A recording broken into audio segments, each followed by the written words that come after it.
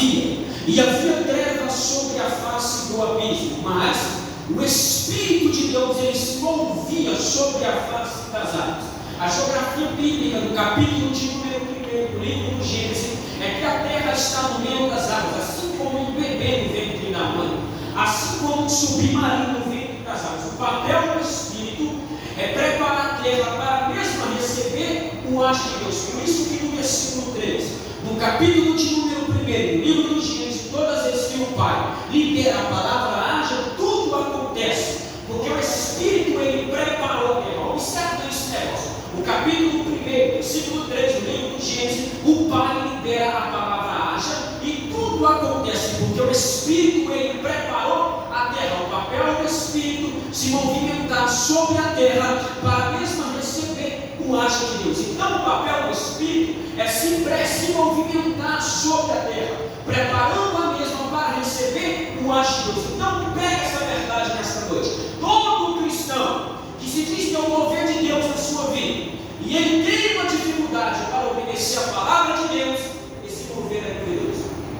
Porque o mover do Espírito é para nos levar a obedecer a palavra por obediência. Me explica esse negócio, Jonathan. Tem gente que se diz ser cheio do Espírito, mas não se submete às Escrituras. Você é cheio de outra coisa, do Espírito não. Tem gente que se diz ser cheio do Espírito, mas não se submete à autoridade do seu pastor. Você é cheio de outra coisa, do Espírito não. O papel do Espírito é se movimentar sobre a terra, preparando a mesma para receber o haja de Deus. Então, o capítulo 1 do livro de Gênesis, o Espírito prepara a terra, a mesma recebe o haja de Deus. O versículo 26, 27, 28 do livro de Gênesis, a Bíblia diz que Deus ele vai formar o homem conforme a sua imagem e semelhança. Porém, quando Adão, Deus ele vai criar o homem juntamente com sua mulher. No capítulo 2, versículo de número 7, a Bíblia diz que Deus ele está dando forma ao Adão. Observe, no capítulo 2, versículo de número 25, a Bíblia diz que ambos estavam nus, o homem e sua mulher. Porém, eles não se envergonhavam da sua nudez. O capítulo 1 do livro do Gênesis, Adão ele está vestido de santidade.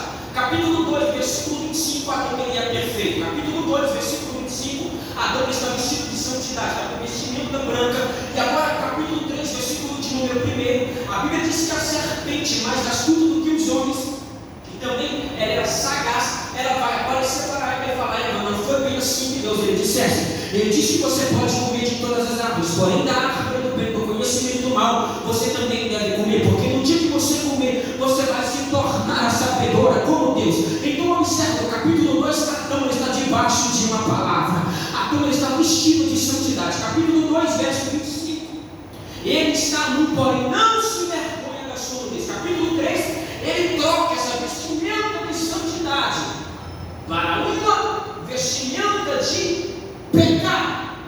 O que nós podemos extrair? Tem gente e tem pessoas que estão bem arrumadinho para mim e para você, mas ele está nu diante de Deus por causa do seu pecado.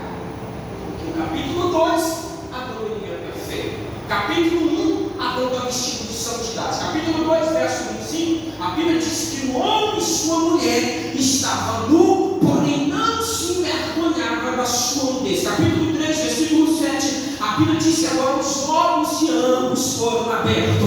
E a primeira coisa que ele vai observar é que ele está no capítulo 3, versículo 8, Deus ele desce no meio e fala: Adão, aonde você está? Aí ele diz: Deus, a mulher que você me desse por esposa, ela me fez saber o conhecimento do bem e do mal, e eu comi da árvore do bem e do conhecimento do mal. E Deus ele disse: mulher, o que você fizesse, eu falei para vocês não comer. Quando ela come, o primeiro Adão, ele pegou a sua esposa no jardim e trouxe ela para o túmulo. O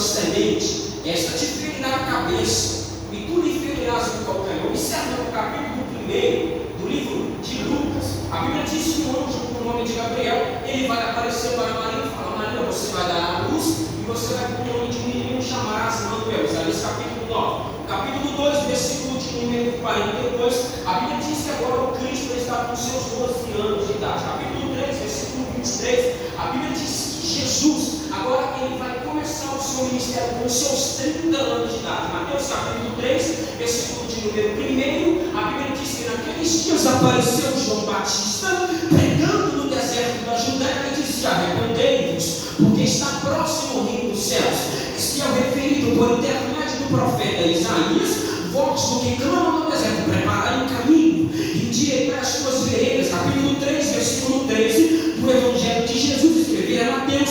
A Bíblia diz que João, quando ele olha para o Rio Jordão, ele fala: eu que devo, e a ti tu vens a mim. E Jesus fala para ele: João, como vem cumprir todas as escrituras, que é a base do meu trono. O capítulo de número 1 do Evangelho de Jesus, escrever a João, ele diz: eis aí o Cordeiro que arranca o pecado do mundo. O capítulo 1 do versículo 1, a Bíblia diz que no princípio ele era o Verbo, e o Verbo era Deus, e o mesmo estava com Deus. Agostinho de Hipona, ele diz que ele não coisas boas de Sócrates, não coisas boas de Platão, mas nenhum deles diz: vinde a mim. Só Jesus disse: vinde a mim, todos vós que está cansado e sobrecarregado, e eu vos aliviarei. Tomai sobre vós o meu jugo, e aprendei de mim, que sou manso e humilde de coração, e achareis descanso para a vossa alma. O capítulo de número 4 de Lucas, a Bíblia diz que o Espírito, ele conduz Jesus ao deserto, depois de jejuar 40 dias e 40 noites. Aí tem gente que fala: ah, Jonathan, eu não sou pregador, não sou professor de escola bíblica dominical, não exerço nenhuma ordem eclesiástica na minha igreja. Meu irmão, olha para cá. Você está pensando que Jesus, ele venceu Satanás dizendo: assim diz o Senhor? Lógico que não. Jesus, ele não venceu Satanás dizendo: assim diz o Senhor. Ele venceu dizendo: está escrito, está escrito. Em outras palavras, é Deus dizendo: tem gente que está esperando ouvir assim diz o Senhor, está precisando ouvir, está escrito. Aí o capítulo de número 1 de Josué, ele olha para Josué no versículo 8 e fala: Josué, não cesse de falar a palavra desse livro, palavra na boca, medita nele dia e noite, palavra na mente, e pratique o que nele está escrito, palavra nas obras. Quer vencer o maligno? Ande como Jesus andou. Jesus andava com palavra na boca, Jesus andava com palavra na mente, e Jesus andava com palavra nas obras. Em João capítulo 8, ele aparece para os fariseus e fala: vocês apontem o meu pecado, mas vocês não vão achar pecado em mim, porque vocês todos são filhos de Satanás. Em Lucas capítulo de número 5, ele aparece para a multidão e fala: vendo Jesus as multidões, e como se assentasse, aproximou-se dele os seus discípulos, e ele passou a ensiná-los, dizendo: vocês são bem-aventurados, porque vocês choram. Bem-aventurados são os mansos, porque herdarão a terra. Bem-aventurados são vocês que são pacificadores, porque serão chamados filhos de Deus. Aqui Jesus, ele está separando o que é discípulo de multidão. Por quê? Discípulo quer princípio, oh glória. Multidão quer milagre. Por isso que a nossa geração clama muito por milagre, porque não pratica princípio. E crente que não pratica princípio se torna mendigo de milagre. Aleluia! Glória a Deus! Não vai ver na Bíblia, irmão, nenhum discípulo chegando para Jesus: Senhor, faz um milagre em mim. Discípulo não. Discípulo quer princípio. Multidão quer milagre. Por isso que a nossa geração clama muito por milagre. milagre, porque nós não praticamos princípio. E crente que não pratica princípio ou glória, ele se torna mendigo de milagre. Aí em Hebreus capítulo de número 1, ele diz que é a palavra, e diz labaredas de fogo. Então observa que em Lucas capítulo de número 5, ele está separando o que, Jonathan?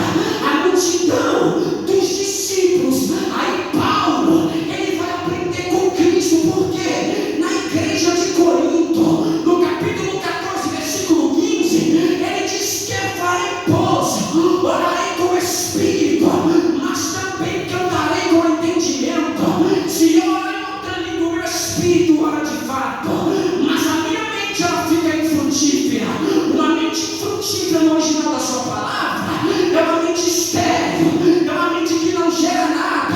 O que é que Paulo está dizendo? Tem que saber o que você canta, tem que saber o que prega, tem que saber o que ora. Meu irmão, se tem uma coisa que nós temos uma deficiência, é que nós não sabemos o que é que nós cantamos. Nós cantamos músicas boas, cantamos músicas cristocêntricas, cantamos o nome de Jesus, e é verdade, ele salva. Até cantamos que a nossa geração tem lenha para queimar. Só que eu fico pensando que me parece que a imagem de Deus ele tem do seu povo é que tem gente que quando está levantando a mão na igreja está cantando a nossa geração, ela tem lenha para queimar. Meu irmão, a visão de Deus para você é o seguinte: deixa de ser mentiroso, porque se você canta que a sua geração tem lenha para queimar, você não participa de escola bíblica dominical, não participa de culto de oração, e você levanta as mãos para a igreja, levante as mãos dos céus, e se diz que a sua geração tem lenha para queimar, é que você não foi queimado pelo poder do Espírito, porque todo crente cheio do Espírito, ele ama a palavra, ele ama a vida de oração. E crente cheio do Espírito, ele não fica parado. Aleluia! Glória a Deus! Ele fica em constante movimento. Glória a Deus! Aleluia! O que faremos? Orarei com o Espírito, mas também cantarei com entendimento. Se orar em outra língua, o meu Espírito ora de fato, mas a minha mente ela fica infrutífera. Paulo está fazendo uma crítica à igreja de Corinto, porque eles cantavam que Cristo ele era o ressurreto, era o homem das mãos curadas, porém eles não sabiam o que eles estavam cantando. Parece que Paulo ele está falando da nossa geração. Por quê? Nas cartas aos Romanos, ao capítulo 11, versículo 33, ele vai entoar uma canção. E qual é a canção que Paulo ele vai cantar? Ele começa a cantar: ó profundidade da riqueza, tanto da sabedoria como do conhecimento de Deus, como insondáveis são os seus juízos e como inescrutáveis são os seus caminhos. Quem, pois, conheceu a mente do Senhor? Ou quem foi o seu conselheiro? Ou quem deu a ele primeiro para que ele venha a ser restituído? Aí ele vai concluir essa canção. Ele fala: porque dele, por meio dele e para ele são todas as coisas. Só que ele não termina aqui. Segura, meu irmão. Ele vai dizer: porque dele fonte, por meio dele processo, e para ele são todas as coisas. Destino. Em outras palavras, ele está dizendo para esta igreja: só vai voltar para ele o que veio dele. Deus, ele não recebe a glória de quem não tem vida de adorador. Deus, ele não se impressiona com performance. Deus, ele não se impressiona com show, com malabarismo, meu irmão. Se Deus ele se impressionasse com performance, ele tinha aceitado a adoração.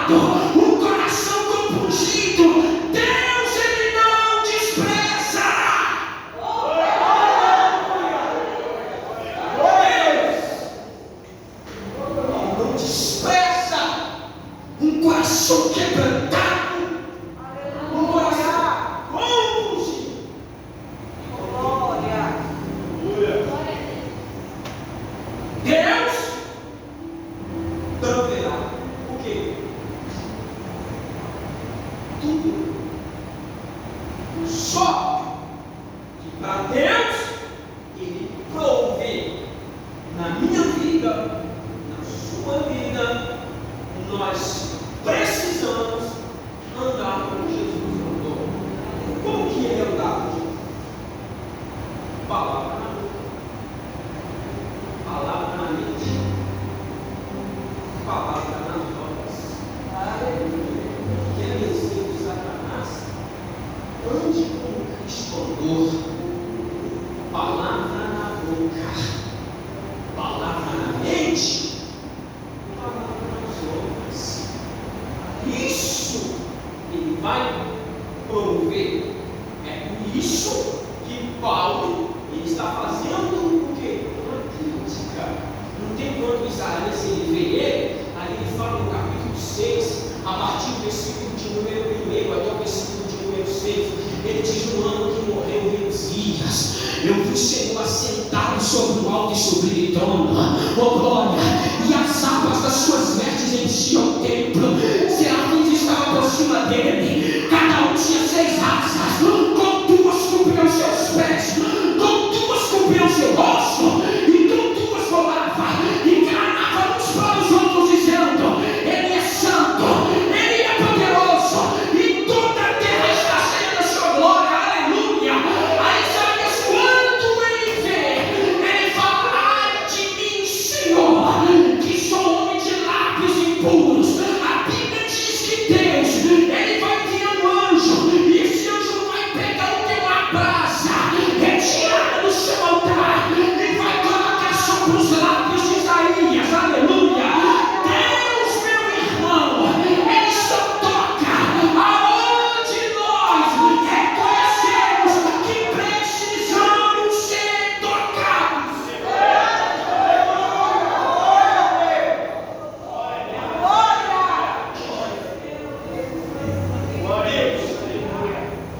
Isaías fala assim: Senhor, eu sou homem de olhos humildes. Ele tocava em mim. Como ele fala? Eu sou homem de lábios. Deus, ele toca os lábios. Deus, ele só toca aonde eu conheço que eu preciso ser tocado. Se ele falasse, não se nome de Jesus, ele ia tocar nos olhos de Isaías. Só que quando ele falou que ele é homem de cruz e lábios, observa isso tudo fez. E clamava uns para os outros, dizendo: Santo, Santo é o Senhor dos exércitos, e toda a terra está cheia da sua glória. Sabe o que nós aprendemos aqui? É que no capítulo 6 de Isaías, versículo 3, a Bíblia diz que Deus está sentado sobre um alto e sublime trono. Anjos, serafins estão à sua direita, serafins à sua frente, serafins detrás, serafins à sua esquerda. A Bíblia diz que clamavam uns para os outros.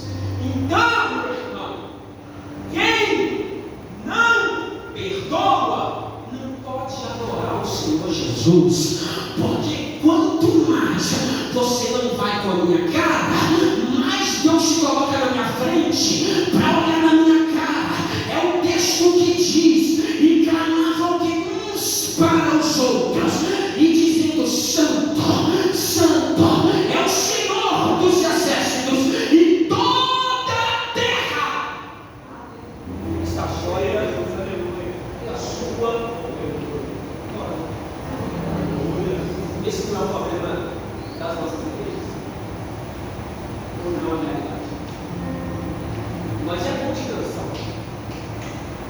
Nós cantamos as músicas, levantamos as mãos para os céus, e aí Paulo, que é o cara que escreveu as cartas cristocêntricas, aí ele olha para a igreja de Corinto e fala: vocês estão cantando errado, porque vocês cantam coisas que vocês nem têm entendimento do que vocês estão cantando. Está cantando coisas que vocês nem é espiritual para que vocês estão cantando. Por que Paulo está dizendo isso? Porque eles cantavam coisas que eles não viviam aleluia, meu irmão. É por isso que eu estou dizendo para você: se você levante as mãos na igreja e fala que você tem lenha para queimar, e se você não participa de culto de ensino, não participa de escola bíblica dominical, você está cantando mentira. E Deus está olhando para você e está dizendo: deixa de ser mentiroso, deixa de ser mentirosa, está cantando mentira. Só que nesta noite Deus ele te trouxe aqui para dizer para você: ah, meu irmão, o avivamento ele não vem para te colocar no chão, ele vem para te colocar de pé. Não adianta cair aqui e cair lá fora, não adianta, meu irmão, ficar em pé aqui e cair lá fora. Meu irmão, crente cheio do Espírito, ele não fica parado, ele fica em constante movimento. E quando eu falo que o crente cheio do Espírito não fica parado, eu não falo de rodar, não falo de pular, não falo de você sapatear. O crente cheio do Espírito, ele cresce em graça, ele cresce em conhecimento e ele cresce na palavra. Então, crente cheio do Espírito não fica parado. Aleluia. Se diz ser cheio do Espírito, mas aí o pastor pede para você orar para você falar: você é cheio de coisa. Por quê? O Atos capítulo 2, observa Jesus, ele fala, Lucas 24, versículo 49, ele fala: eis que envio sobre vocês a promessa de meu Pai, fica em Jerusalém, porque lá vai acontecer um revestimento de poder. Aí Atos capítulo 1, versículo 5, a Bíblia fala que eles conheciam o batismo de João, que era nas águas, só que eles seriam batizados pelo Espírito Santo dentro de poucos dias. Aí o versículo de número 6, a Bíblia fala que eles estão orando para a fé de 11 dias. Ele está lá: manda o seu Espírito, Senhor. Aí o versículo de número 8, a Bíblia fala que eles vão ser revestidos de poder.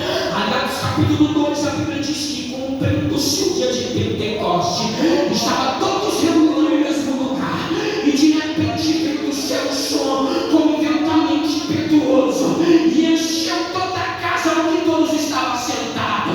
E quem estava lá? Estava lá o nosso irmão Pedro, que era parado, não fazia nada.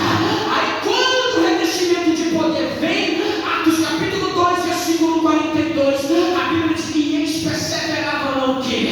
Na doutrina dos apóstolos, no partir do pão, na comunhão e nas orações. Não é a marca de uma igreja cheia do Espírito, Jordan, é que essa igreja persevera na oração, persevera na doutrina dos apóstolos, que é a palavra, no partir do pão, na comunhão e nas orações. Pedro era parado, no seu primeiro sermão ganhou aproximadamente 3.000 almas para Jesus. Atos capítulo 3, versículo 10, ele vai pregar sua segunda mensagem e vai ganhar 5.000 almas para Jesus. Meu irmão, nesta noite eu não vim desfazer o que o pastor prega, eu só vim falar para você que um crente cheio do Espírito, ele não pode ficar parado. Aleluia. Glória a Deus. Tem que ficar tranquilo, só hoje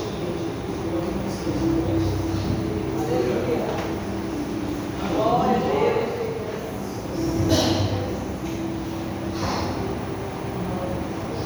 irmão, eu não sou pregador, você está me esperando, mas eu só vou pregar nessa noite para você que você é cheio do Espírito. Você precisa ficar em um momento, porque o crente no Espírito não pode ficar parado, ele tem que ficar constante. O crente no Espírito vai crescer em graça, vai crescer em conhecimento, vai crescer em glória, na vida de oração.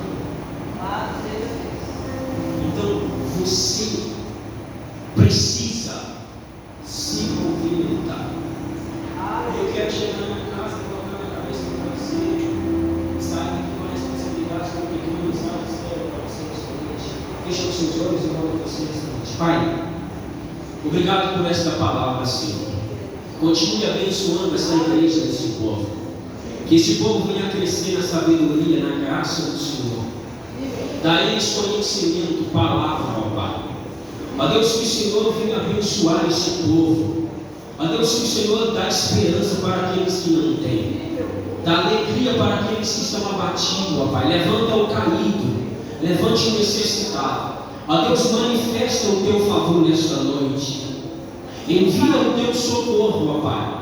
A tua palavra diz, Senhor, que o cavalo prepara para o dia da batalha, mas a vitória é do Senhor.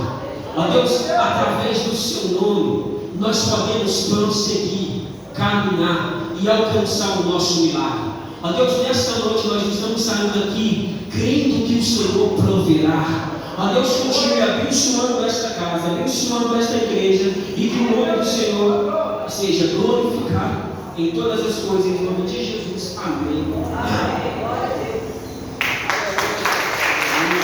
Glória a Deus. Graças a Deus. Irmãos, a palavra do Senhor, ela nos confronta, aleluia, e ela traz para nós vitória em nossas vidas. Glória a Deus. Interessante, quando o nosso irmão João ministrava a palavra, eu observei algo maravilhoso que Isaac, ele falou para o seu pai: aqui está a lei, aqui está fogo, mas onde está o cordeiro do holocausto? A lei tipifica nós, irmãos. Já vi pessoas dizer assim: lenha verde não pega fogo. Quem disse que não pega? A hora que o fogo começa a pegar nela, o que acontece com ela? Vai sair na água, vai sair na água e vai queimando. O fogo tipifica o Espírito Santo, a lenha, nós, e o cordeiro é Cristo em nossa vida. Aleluia, glória a Deus. Nós estamos chegando ao final desse culto, mas nós vamos fechar o primeiro elo desta campanha com chave de ouro. Aleluia. Quero bem rapidinho dar uns avisos aqui. A escala da semana prossegue. Amanhã, quinta-feira, nós temos na parte da manhã, às 7h30 da manhã, oração aqui. Glória a Deus. Se você estiver no seu lar, estiver de folga, vem orar, vem buscar o Senhor. Sexta-feira, estudo da palavra de Deus, inicia 19h30. Pastor Manel vai estar trazendo o ensino. Sábado está lá. Domingo nós temos a escola bíblica dominical. Professor Pastor José Raimundo, às 19 horas, culto de agradecimento do Ministério El Shaddai. Todos são convidados a agradecer a Deus junto com o Ministério El Shaddai. Vai estar na direção a pastora Claudelina, e o presbítero Melquisedeque vai estar nos trazendo a palavra. Lembrando, irmãos, que amanhã também é culto ali no Vila Formosa, e o evangelista o Sérgio, ele lança um convite a todos, evangelista, para você estar ali ajudando também, cultuando a Deus junto com os irmãos ali, glória a Deus. Lembrete bíblico: e disse Abraão: Deus proverá para si o cordeiro para o holocausto do meu filho.